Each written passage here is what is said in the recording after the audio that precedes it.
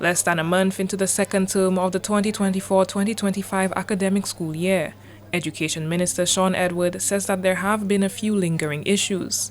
Nevertheless, he is happy with the manner in which the term has begun.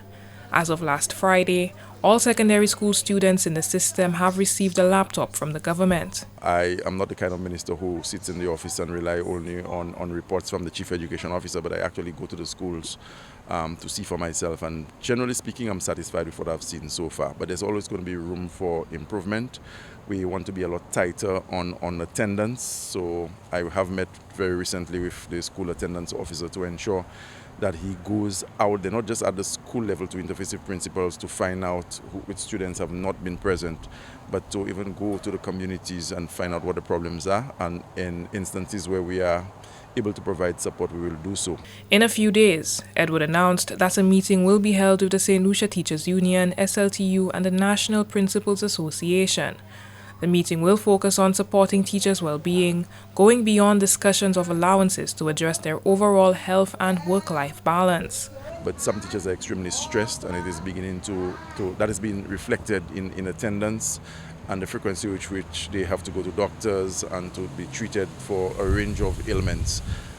Yes, we want our teachers to be in a position where they can impact the national curriculum, they can mold the young minds interested in their care for the creation of better citizens, but we are equally committed to the well-being of teachers. And as I indicated, in the coming days we will be meeting with the executive of the SLTU and the National Principals Association with a view this time not to speak about the gaps and to deal with dilapidated infrastructure in some cases, but to speak specifically about the well-being of teachers. On the topic of school security, installation of CCTV cameras and alarm systems in schools began last week.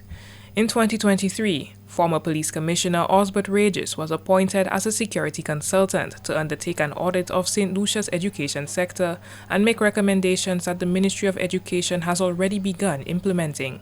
But we have to move with the times. We have a situation where we can no longer just leave our schools at 4:30 expecting to return next day with everything intact. There are persons waiting, they are on the prowl looking to break into the schools and leave with whatever valuables that they can get.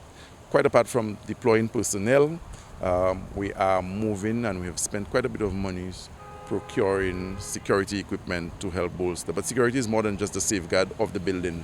But you want that when students and teachers are in session, that they too are not vulnerable to whatever unsavory elements we have out there waiting to pounce.